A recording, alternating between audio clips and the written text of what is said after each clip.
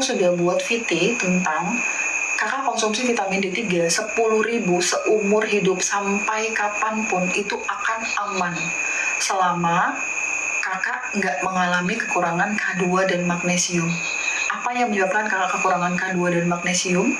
Yaitu kakak kebanyakan makan gula, junk food, stres, begadang, pola hidup yang nggak benar, itu pasti berpotensi menurunkan level K2 dan magnesium dalam tubuh kakak. Ada penelitiannya, silakan cek di VT aku, sudah aku tampilkan. Karena banyak teman-teman yang kena jebakan Batman karena ngerasa labnya itu udah ketinggian langsung berhenti. Pasti kakak akan turun kembali gitu. Tapi kalau kakak yakin, seyakin-yakinnya kakak masih ada faktor resiko konsumsi vitamin D3-nya kak. Aku menjalani diet keto, sehari-hari aku menjalani intermittent fasting 20 jam, 22 jam. Aku juga sering menjalani 24 jam puasa. Aku tetap konsumsi vitamin D3 kak gitu.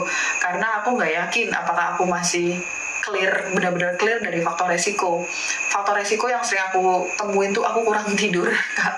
Jadi daripada kenapa-napa aku masih konsumsi vitamin D3 kak gitu.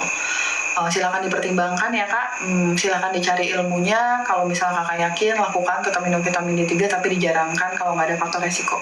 Kalau ada faktor resiko konsumsi aja, jangan lupa K2 sama magnesiumnya tetap ikut gitu ya.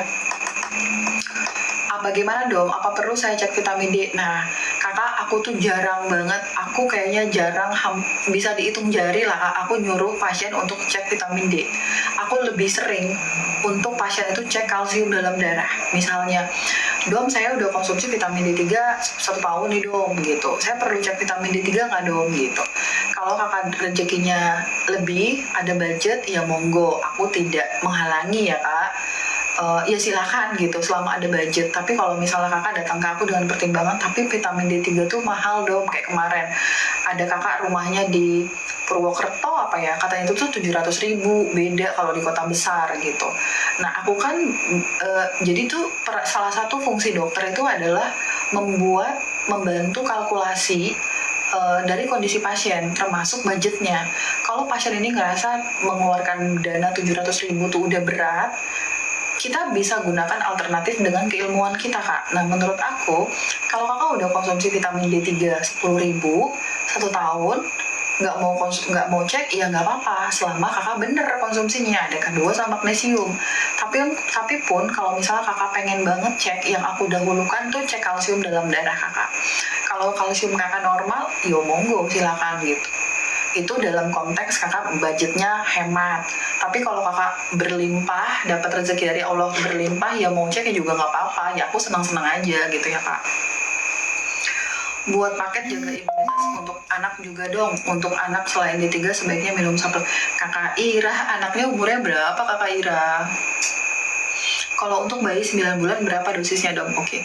Kakak, ini aku akan menjelaskan dosis vitamin D3 berdasarkan ilmunya functional medicine dari usia. Balik lagi, mungkin akan berbeda dengan dari dokter konvensional. Silakan kakak yang mana nih yang kakak lebih senang gitu ya. Karena kalau dokter konvensional itu rekomendasinya tuh maksimal di 5.000. Bahkan ada dokter konvensional tuh yang menyarankan untuk orang dewasa tuh hanya 1.000 gitu. Sangat berbeda dengan ilmu functional medicine. Jadi aku kembalikan lagi ke kakak maunya yang mana ya gitu. Aku hanya memberikan edukasi dan wawasan saja. Silakan dicatat kalau misalnya ini berguna kakak ya. Dari 0 sampai 6 tahun itu cuma 400 IU kak. 0 sampai 6 tahun itu cuma 400 IU. 0 sampai 6 tahun itu cuma 400 IU. Kalau misalnya 6 tahun sampai 9 tahun, kurang dari 9 tahun itu 800 IU. Nah, kalau misalnya lebih dari 9 tahun sampai 11 itu tuh di bawah 12 ya kak. Di atas 9 sampai 12 itu 1.000. Nah 9 dari 12 kemudian sampai 15 itu 2.000. Nah kalau misalnya di atas 15 sampai di bawah 18 itu 5.000. Di atas 18 itu 10.000. Tentu aja akan berbeda, tapi ini berdasarkan functional medicine. 10.000 itu adalah dosis yang kakak butuhkan. Kalau kakak sehat walafiat, cakep, nggak ada keluhan sama sekali, itu kakak butuh 10.000. udah aku jelaskan di VT, silakan dicari VT-nya ya teman-teman, makanya aku di follow ya. Tapi kalau kakak ada kondisi spesial, apapun itu kondisi spesialnya, entah sakit lutut, tangannya kaku, pegel-pegel sepanjang hari, sakit kepala, hipertensi, obesitas, gangguan pencernaan, apapun kondisi spesial kakak yang buat kakak itu ngerasa badan kakak itu ada keluhan, 20.000 itu optimal. Apalagi kalau kakak autoimun. Di dalam functional medicine, autoimun tuh minimal di 30.000 kak. Gitu. Itu berdasarkan pemahaman aku. Silakan dibaca jurnalnya. Oke. Aku akan bahas itu tadi vitamin D3 ya. Vitamin D3 yang aku punya Naturbell. Vitamin D3 yang aku punya itu Naturbell dan Sopor. Dan dari Future Biotic, vitamin D3-nya kalau misalnya kalian itu punya masalah dengan alergi kacang, pakainya yang kapsul. Kapsul ini vegetarian, jadi aman dikonsumsi. Tapi kalau saya yakin-yakinnya nggak ada masalah dengan alergi kacang, pakai yang soft gel. Karena soft gel ini bagus penyerapannya ya. Probiotik yang bagus buat eczema apakah? Oke. Selamat tahun baru dong. Oke, Domi, zinc glycolinate untuk dewasa dan anak berapa dosisnya? Oke, terima kasih. Sebentar, aku mau jelasin dulu probiotik kakak ya. Kakak, sebelumnya aku mengadakan probiotik dari Pine Rock. Kakak jangan kaget ya kalau suplemen aku tuh kadang-kadang brandnya tuh berubah-ubah. Karena aku tuh berusaha untuk menyediakan sesuatu yang terjangkau, murah, tapi bagus isinya gitu. Aku sekarang udah nggak mengadakan lagi probiotik dari Pine Rock yang putih biru itu. Mungkin kakak-kakak di sini ada yang follow aku udah lama ya gitu. Aku tidak mengadakan itu lagi karena dari sisi harga itu menurut aku kita bisa menjangkau harga yang lebih murah dengan kandungan yang mungkin hampir sama, tapi ada juga yang lebih baik gitu ya kak. Nah saat ini untuk teman-teman yang mungkin follow aku udah lama, yang aku adakan adalah probiotik. Future Biotic masih ada, cuman itu masih kosong karena menurut aku itu dia punya inulin yang lebih tinggi, serat juga punya, jadi dia oke gitu. Tapi lagi kosong, tapi itu tetap aku adain. Yang aku hilangkan tuh hanya probiotik dari Pine Rock aja. Nah saat ini yang ready itu ada 3 ya kak probiotiknya. Yang pertama probiotik ini dari Carly ini, kemudian probiotik ini, kemudian ini gimana? Ada 3 saat ini probiotik. Ada 3, jangan jatuh ya. Ada 3 saat ini probiotik yang ready kak. Nah probiotik yang warna ungu ini isinya per serving size yaitu 2 kapsul ya kak. Ini ya kak yang warna ungu. Per serving size 2 kapsul itu mengandung 50 billion ya kak. Untuk per serving size-nya 50 billion. Warna oke kakak, makasih kakak Egi ya gitu. Kemudian yang warna biru, ini warna biru life extension, ini aku tujukan untuk teman-teman yang punya kondisi autoimun, apapun autoimunnya. Kakak yang nanya eczema tadi, kakak eczemanya karena autoimun nggak gitu? Kakak pastikan dulu, karena kan ada juga kan eczema yang terkait dengan autoimun gitu ya. Jadi itu untuk teman-teman yang autoimun, kanker, punya segala diagnosis autoimun, pokoknya itu semua autoimun, kanker, penyakit jantung, semua kondisi gangguan jantung, entah itu serangan jantung, entah itu kalian gagal jantung, entah itu hipertensi dan membutuhkan probiotik. Pilihnya yang life extension ini karena isinya Lactobacillus reuteri. Lactobacillus reuteri itu aku rekomendasikan banget karena strain dari Lactobacillus reuteri itu sering kurang pada teman-teman yang memiliki kecenderungan dengan nilai lab CRP-nya itu tinggi, yang infeksi kroniknya itu tinggi pada pasien apa tadi, segala autoimun, segala kanker, segala penyakit jantung, makanya yang warna biru gengs. Oke ya, ini susah dapetinnya kak. Kemudian untuk teman-teman yang ingin menjaga sistem kesehatan ya, dan memiliki sistem gangguan sistem pencernaan yang ringan, probiotik yang ungu oke. Karena itu dosis optimal untuk kita menjaga, bukan optimal sih, untuk dosis yang ideal untuk menjaga kesehatan sistem pencernaan itu 50 billion itu cukup, yang ungu 50 billion. Cara konsumsinya 1 kapsul segera setelah makan, 1 kapsul sebelum tidur. Dom, saya ya kakak Yes. Dom, saya ada masalah nih dom dengan GERD, tapi ringan aja kok dom gitu. Saya ada masalah gastritis dom gitu. Kakak bisa lactobacillus, bisa probiotik yang warna ungu. Nah, aku baru saja mengadakan probiotik dari Naturbell, baru saja. Ini agak susah ya untuk mengadakannya, karena dari Naturbell itu dia membatasi pembeliannya gitu. Dari Naturbell itu membatasi pembeliannya, jadi aku tidak membolehkan kalian, walaupun kalian punya kelebihan rezeki, aku tidak membolehkan kalian beli satu botol full size, karena susah dapetinnya. Nah, probiotik ini kalau kalian baca nanti di deskripsi ya, ini terdiri dari 200 billion. Ada probiotiknya, ada prebiotiknya, ada postbiotiknya. Kalian mungkin selama ini kenalnya itu baru pro sama prebiotik aja gitu ya, tapi belum kenal postbiotik. Nah, postbiotik itu adalah suatu zat yang dihasilkan ketika probiotik makan prebiotik. Prebiotik itu kan makanannya probiotik. Nah, saat probiotik makan prebiotik, dia akan menghasilkan suatu zat aktif namanya postbiotik gitu. Jadi postbiotik ini bagus sekali dalam menjaga sistem pencernaan kita. Ini serving size-nya kuat sekali ya teman-teman, tinggi banget. Ini ada di 200 billion. Ini 50 billion, ini ada 200 billion dengan 40 strain. Untuk teman-teman contoh ya, yang aku sangat rekomend. Tapi punten, harganya tentu aja lebih mahal daripada yang ini ya. Ini aku sangat rekomendasikan sekali untuk teman-teman yang punya riwayat konsumsi obat-obatan yang panjang. Apapun obat-obatannya, entah itu obat herbal, entah itu kalian obat medis, baik itu yang disuntik maupun obat-obatan yang diminum, entah antibiotik lah, entah anti nyeri, entah metil gitu. Aku sangat rekomendasikan kalian konsumsi yang ini. Karena ketika kalian konsumsi obat-obatan, riwayat obat-obatan yang panjang, TB kelenjar, betul. Semua teman-teman yang punya riwayat konsumsi obat-obatan yang panjang, yang sering, di mana obat-obatan itu dapat mengganggu gut microbiome kita. Nah, dalam usus kita itu ada ekosistem yang terdiri dari jamur, kemudian dari bakteri. Nah, mereka ini sangat kita butuhkan dalam menjaga sistem pencernaan kita. Ingat kalau dari teorinya functional medicine bahwa kalau kita sakit itu pasti yang terserang pertama kali adalah sistem pencernaan kita. Dom, saya hipertensi tuh dom, tapi kayaknya pencernaan saya aman. Ya, aman kakak, dia belum mengeluarkan gejala klinis. Tapi kalau kakak telusuri lagi, ada hubungannya gitu. Boleh konsumsi. Jadi teman-teman yang punya riwayat penggunaan obat-obat yang panjang, yang kemungkinan dengan obat-obatan itu dapat merusak keanekaragaman dari mikrobioma dalam usus kalian, silahkan kakak konsumsi yang merek ini.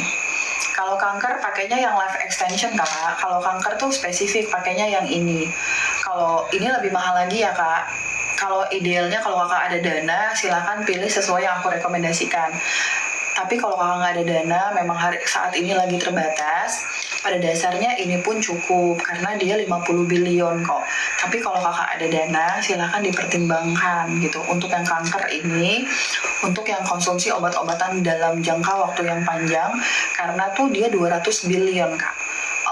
Memang didesain untuk teman-teman yang terganggu ya sistem dari kondisi gut microbiome-nya. Ini 2 serving size-nya 200 billion. Kalau misalnya kalian 200 billion ketinggian amat gitu ya, kan tetap ada tuh, masih ada tuh kan pasien yang udah aku jelasin tapi masih khawatir gitu ya. Ya udah 1 kapsul aja. Tapi kalau kakak yakin, bisa konsumsi 2 kapsul. 1 kapsul segera setelah makan, 1 kapsulnya sebelum tidur gitu ya kak. Sama nih, 1 kapsul segera setelah makan, ini antara ini 1 kapsul sebelum tidur. Kemudian kalau yang ini beda. Kalau yang ini cara konsumsinya 1 kapsul saat makan pagi dan saat makan malam atau sore boleh gitu ya, boleh ya. Ini kesulitan aku ya kak, kalau misalnya kita probiotik yang masih probiotik lokal itu tuh jarang sekali yang sampai berbilion-bilion. Tapi dari sisi functional medicine tuh kita butuh probiotik yang berbilion-bilion. Aku nggak ada maksud untuk tidak menaati regulasi BPOM, aku nggak ada maksud, tapi memang ada kondisi di mana aku kesulitan untuk mengikuti karena kita butuh yang berbilion-bilion untuk kondisi kakak gitu ya. Kakak yang mau cek harga silakan di Keranjang Kuning Dumi Klinik atau di Dr. Mia Ayu ya, di situ sudah aku sematkan. Untuk probiotik yang ini beneran aku dapetinnya agak susah ya. Jadi nggak aku bolehin kakak, walaupun kakak uangnya banyak, aku nggak menyediakan ini dalam bentuk full size, aku bagi-bagi. Untuk ini kakak beli boleh beli 30 yang eceran curah tadi ya. Aku menyediakan kemasan curah, berarti kalau curah tuh bukan botol asli ya gengs. 30, 60 boleh, 90 boleh, 120 boleh. Kemasan curah ya. Kalau botol asli enggak dulu ya, karena bagi-bagi sama teman-teman yang lain gitu. Kak, potasium powder aku nggak lagi megang. Kakak lihat aja di Keranjang Kuning aku ya, potasium powder ya. Dom kemarin pesan selenium copper, minum kapan waktunya? Zinc selenium copper itu sebenarnya efektif dikonsumsi sebelum makan. Tapi kalau kakak ada masalah mah atau gastritis, minumnya setelah makan aja. Buat paket jaga imun untuk anak juga. Anak saya 15 tahun, selain D3 sebaiknya minum apa? Oke. Kakak Ira Juliet, nih ya, aku akan menyebutkan dosis zinc untuk anak. Nah, untuk anak yang 15 sampai 16 kakak 14 kalau misalnya kekurangan tanda-tanda kekurangan vitamin D3 misalnya nih, ini aku ada zinc picolinat dosis 22 mg 22 mg. Sebenarnya 22 mg itu ditujukan untuk anak-anak 15 sampai 16 tahun. Tapi kalau menunjukkan tanda-tanda kekurangan zinc anak 14 tahun juga boleh. Kakak Ira Juliet anaknya 15 tahun, ada tanda-tanda kekurangan zinc atau tidak?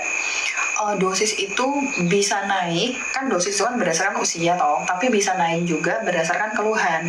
Kalau di usia 15 sampai 16 dosisnya 22 mg. Tapi kalau misalnya anak kakak menampakkan ada tanda-tanda keluhan, kakak bisa dinaikkan menjadi 30 mg. Jadi silakan dilihat anaknya yang mana. Dalam pertumbuhan anak kita yang sangat dibutuhkan adalah vitamin D3 aja dan zinc. Yang komponen yang paling dibutuhkan lagi adalah asam amino. Jadi tuh teman-teman yang anaknya lagi masa pertumbuhan, silahkan perhatikan kebutuhan dari bukan kebutuhan konsumsi dari protein hewaninya. Apapun itu protein hewaninya, entah ikan, entah ayam, entah telur, entah daging, entah seafood, pokoknya cukupin kebutuhan protein hewaninya, jangan enggak ya, karena itu dibutuhkan. Kemudian lemak itu bagus banget untuk lemak itu bagus banget untuk ini sistem saraf. Makanya tuh terutama otak ya, kan di otak kita itu ada DHA kan, di dalam komponen otak kita itu ada DHA.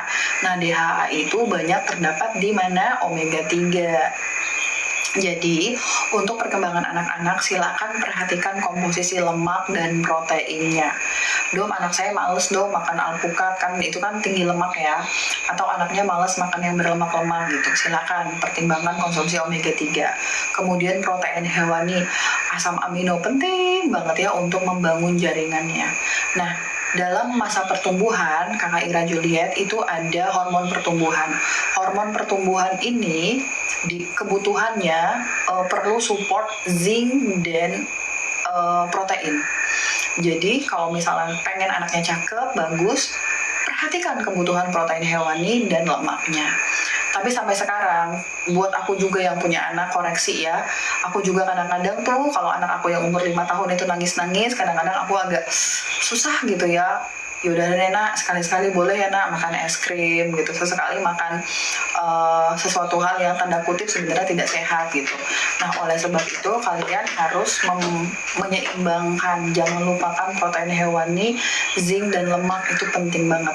Lemak dapat berasal dari omega 3, kemudian zinc bisa berasal dari makanan, tapi beberapa dokter functional medicine itu berpendapat bahwa kayaknya tuh kebutuhan zinc pada usia teenager, remaja itu lebih tinggi. Jadi kadang-kadang agak sulit kalau hanya bertumpu di makanan doang. Jadi silakan pertimbangkan untuk konsumsi suplementasi zinc gitu ya.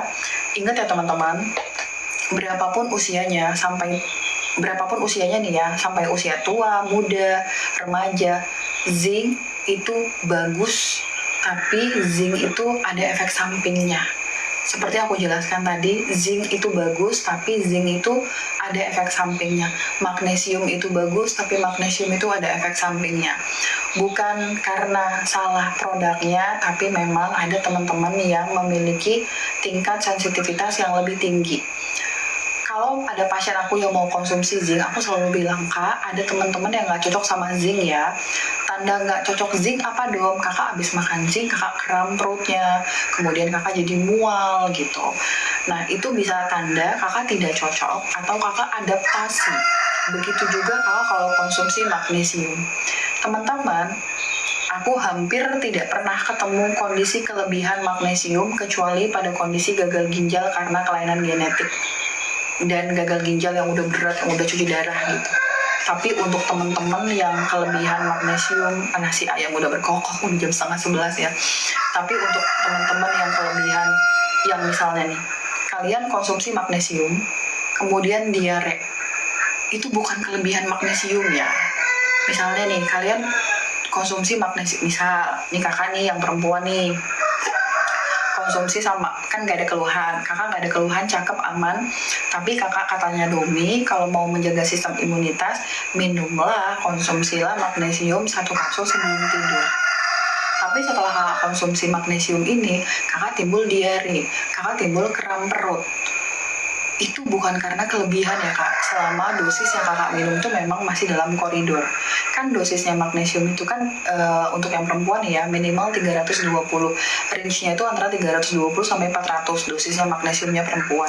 Kalau laki-laki kan 400 sampai 500. Lah, kalau kakak konsumsi magnesium dosisnya bener, bukan 10 kapsul yang kakak minum, kakak bukan minum 50.000 ya, tapi kakak minum cuma 1 kapsul 500 mg, kemudian timbul efek samping, bukan karena kakak kelebihan magnesium kak, itu karena magnesium itu punya sifat laksatif. Belum subuh loh dong, ya kagak tahu tuh ayam. Karena magnesium itu punya sifat laksatif. Laksatif itu kayak obat pencahar loh kak.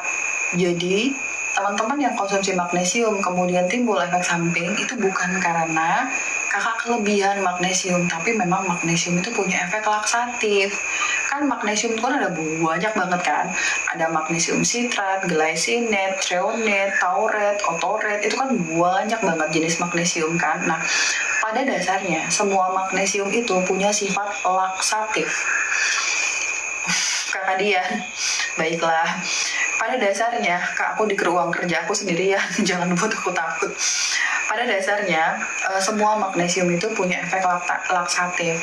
Nah, untuk spesifik magnesium yang memang kerjanya buat laksatif, artinya nih ya, kalau kakak konstipasi susah BAB, kemudian kakak mau milih magnesium jenis apa, kakak pilih yang sitrat.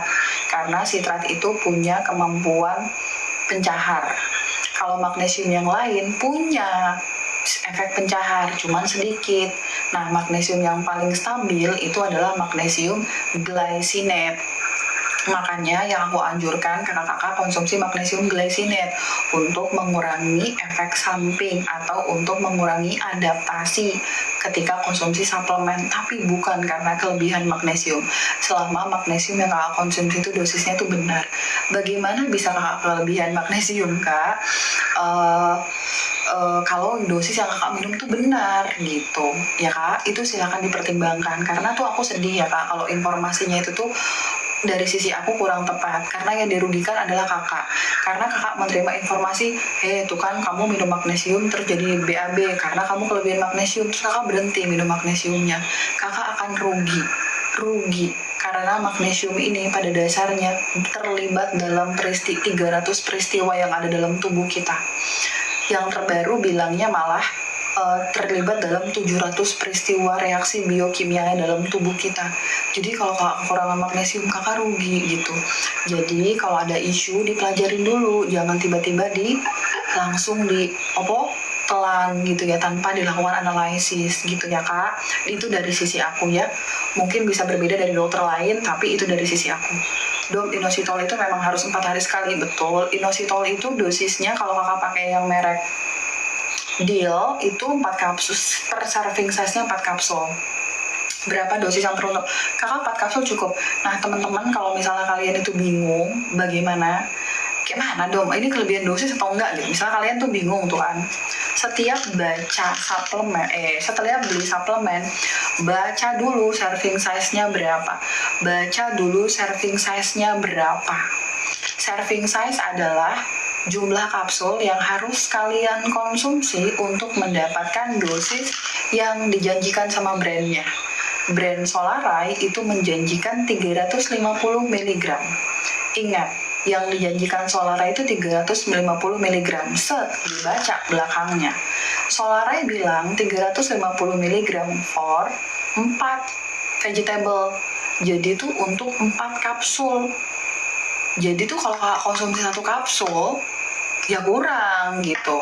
Kalaupun kakak konsumsi 4 kapsul yang dijanjikan sama brand Solaray ini 4 kapsul, kemudian kakak timbul diare, bukan karena kelebihan magnesium kak, tapi karena kakak memiliki sensitivitas. Jadi kakak memiliki tingkat yang sensitif, iritatif, sehingga kakak diare.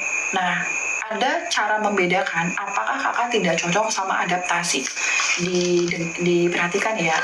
Aku akan memberitahukan tips untuk mengetahui apakah kakak ini cocok atau adaptasi. Adaptasi artinya ketika kakak minum suplemen, kemudian timbul efek samping, tapi setelah berjalannya waktu, itu kakak akan hilang. Misalnya nih, kakak minum magnesium ini ya, kemudian kakak kram perut. Di hari pertama, kakak nilai kram perut kakak, misalnya skor dari 0 sampai 10 gitu skornya ya, gitu. Misalnya skornya tuh 0 sampai 10, sebentar aku oke. 0 sampai 10, kakak hari ini menilai dong saya kram perut setelah saya konsumsi magnesium dengan skornya 5 gitu. Misalnya 5 di tengah-tengah nih, berarti sedang nih. Besok jangan buru-buru berhenti kak. Makasih kakak Dian ya. Kecuali setelah kakak minum magnesium, kakak terjadi penurunan tekanan darah, hipotensi di bawah 90/60, stop langsung. Tapi kalau kakak kram perut, jangan buru-buru dulu berhenti magnesiumnya. Besok coba lagi minum magnesiumnya kak. Kram perut dong, tapi cuma 3 skornya, berarti kan turun, oke. Kemudian besok kakak cek lagi, kram perut dong, tapi cuma 2 skornya, berarti itu namanya adaptasi kak. Kakak bisa mengkonsumsi itu, tapi perut kakak perlu adaptasi dulu. Tapi kalau nggak cocok, misalnya nih, hari pertama kakak konsumsi magnesium, nilai sakit kakak 5, hari kedua naik dia kak jadi 6, hari ketiga naik lagi jadi 7, makin heboh gitu. Itu berarti kakak nggak cocok sama magnesium jenis ini, cari magnesium jenis lain gitu. Karena magnesium tuh kebutuhannya kita kak, kebutuhan fundamentalnya kita tuh magnesium. Jadi itu ketika kakak nggak cocok, jangan langsung berpikir oke, saya kelebihan magnesium, oke, langsung lepaskan. Enggak, kakak berpikir dulu karena magnesium adalah kebutuhan kita. Aku beberapa kali punya pasien yang bahkan nggak mampu minum vitamin D3 1000, nggak mampu minum vitamin D3 1000, nggak mampu minum magnesium ini 1 kapsul, nggak mampu. Kira-kira kenapa ada pasien yang nggak mampu minum vitamin D3 walaupun dosisnya cuma 1000, pasiennya nggak mampu minum magnesium walaupun 1 kapsul? Ada yang bisa cari tahu? Ada yang bisa jawab? Kenapa? Ini aku udah sering dapat pasien ya kak, karena aku sering dan ini sehari-hari, jadi aku bisa menjawab ini secara pasti gitu. Kenapa ada pasien yang nggak mampu minum vitamin D3 padahal dosisnya kecil? Sebentar, sambil aku tanya, apakah kakak ada yang mau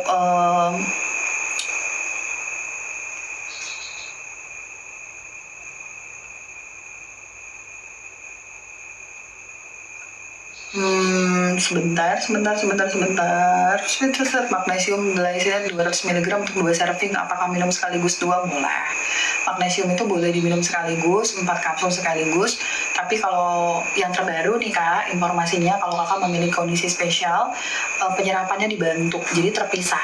Misalnya, tapi kakak Dian kan perempuan 200 mg kurang tuh kakak ya. Kakak tuh kalau perempuan kan minimal 320. Jadi kakak naikin lah, jadi 3 tablet lah, atau 4 tablet lah gitu. Itu dosis optimal kakak tuh gitu. Boleh dibagi pagi, siang, malam, atau sore malam gitu. Coba aku tes, apakah ada yang bisa memahami kenapa ada teman-teman. Oke. Yang jawab cuman kakak AMS, nggak mampu minum suplemen, biasanya asam lambungnya kurang kuat, kurang. Betul. Ada pasien yang nggak mampu minum vitamin D 3000, kemudian itu nggak mampu minum magnesium walaupun 1 kapsul karena kekurangan asam lambung dan gangguan dari mikrobioma di ususnya. Jadi ada alasan kenapa kalian itu nggak mampu untuk konsumsi suplemen, karena ada gangguan kekurangan pH asam lambung dan gangguan mikrobioma di ususnya. Bukan karena isunya, tuh kan minum suplemen tuh bahaya gitu. Tuh kamu minum 1000 aja tiba-tiba langsung aja tuh ada efek samping. Tuh kamu minum cuma magnesium 1 kapsul tiba-tiba aja ada efek samping. Bukan kakak gitu. Banyak isu yang kurang tepat ya. Yang pertama, Kak, dalam menyerap apapun yang masuk ke dalam tubuh kita, apapun itu yang masuk ke dalam tubuh kita, kakak harus memiliki asam lambung yang normal, pH asam lambung yang normal. Oh, bukan karena suplemen palsu, ya itu juga iya sih, Kak. Kakak itu juga dua kemungkinan ya, Kak. Kalau misalnya kakak minum vitamin D3, K2 dan pokoknya minum suplemen, ada efek samping. Ada 2 tuh, kalau nggak palsu, kalau nggak kakak kekurangan asam lambung sama pencernaan kakak kurang bagus. Yang pertama, kakak Seven makasih ya udah bantu aku jelasin ya. Yang pertama, kekurangan asam lambung. Kalau misalnya kakak konsumsi suplemen, itu perlu banget asam lambung yang bagus, Kak, pH asam lambung yang bagus. Makanya di dalam functional medicine itu menolak untuk menggunakan obat penetral asam lambung. Kakak nanti sebelum tidur ya, sebelum kakak tidur, bentar lagi kita harus tidur nih, kan ini begadang nih, kayak nggak bener ini Kak ya. Sebelum kakak tidur, kakak cek berapa normal pH lambung kita. Kakak cek berapa normal pH lambung kita. Banyak referensi itu bilang pH normal lambung tuh 1 sampai 3 atau 1 sampai 3,5. Artinya pH lambung kita itu asam. Ingat dulu belajar pH 0 sampai 6 itu asam, 7 itu netral, di atas 7, 8 sampai 14 itu basa. Normalnya asam lambung kita itu adalah asam. Normalnya adalah asam ya, Kak. Jadi hal yang sangat tidak tepat kalau kakak konsumsi obat penetral asam lambung seperti antacid, ranitidin, omeprazol, lansoprazol, itu dari sisi pemahaman aku tidak tepat. Balik lagi akan berbeda dengan dokter yang lain pasti, jadi aku kembalikan ke kakak. Dari sisi pemahaman aku, konsumsi obat-obatan penekan asam lambung itu tidak tepat karena dapat merubah pH alamiah lambung kakak. Dalam menyerap apapun dalam tubuh kita, kita perlu asam lambung yang optimal. Jadi kalau kakak memilih makan sesuatu apapun itu, asam lambung kakak nggak optimal, gangguan penyerapan akan terjadi, kemudian kakak akan kesulitan mencernanya, dia akan terakumulasi di lambung, akhirnya timbullah efek samping. Begitu juga dengan pasien-pasien yang mengalami gangguan mikrobioma. Kalau kakak mengalami gangguan mikrobioma seperti kakak riwayat konsumsi obat-obatan dalam jangka waktu panjang, itu kan gangguan mikrobioma tuh. Mungkin saja kakak akan kesulitan dalam mengadaptasi suplemen atau obat baru gitu. Betul Kakak Ari, makasih ya. Sehingga kalau kakak minum vitamin D3 1000 doang nggak cocok, tunda dulu minum vitamin D3-nya, tapi jangan berhenti langsung. Jangan langsung berhenti gitu. Maksud aku tuh cari tahu dulu gitu. Vitamin D3-nya berhenti, tunda dulu, kakak perbaikin lambung kakak. Entah itu mengembalikan pH lambung dengan konsumsi cuka apel atau beta-NaCl, entah itu konsumsi probiotik. Perbaiki pola makan, jaga stres kakak. Setelah kakak pelan-pelan memperbaiki itu, coba lagi minum vitamin D3-nya. Belum mampu dong, stop dulu, perbaikin dulu yang lain. Probiotik, jaga pola makan, perbaiki. Nanti lama-lama kakak bisa. Pasien aku sekarang udah mampu konsumsi 5.000 yang pertama kali datang ke aku 800 IU pun usia dewasa nih ya, dia 40 tahun itu gak mampu konsumsi gitu. Begitu juga dengan magnesium kakak ya. Jadi punten, jangan gampang termakan sama isu ya kak. Oke kakak, kita udah mau tidur kakak ya, kayaknya sudah malam ya, udah malam bener ini ya. Pertanyaannya apa ya? Apa apakah semua jenis zinc dapat mengaktifkan D3? Yes. Bukan dapat mengaktifkan D3, Kak. Dia dapat mengkonversi perubahan dari vitamin D3 tidak aktif menjadi aktif. Malam dong, izin nanya soal zinc selenium, apakah benar dikonsumsi maksimum 3 bulan? Enggak. Kan tadi udah aku bahas ya, mungkin kakak datangnya terlambat ya. Kakak, bagi aku zinc selenium copper memang bukan suplemen yang harus diminum seumur hidup, disesuaikan sama kondisi kakak. Kalau misalnya kondisi kakak, misalnya nih kakak udah minum zinc selenium copper, misalnya kakak minum 6 bulan atau setahun gitu ya, kemudian kakak evaluasi, kayaknya saya udah aman nih, saya kayaknya nggak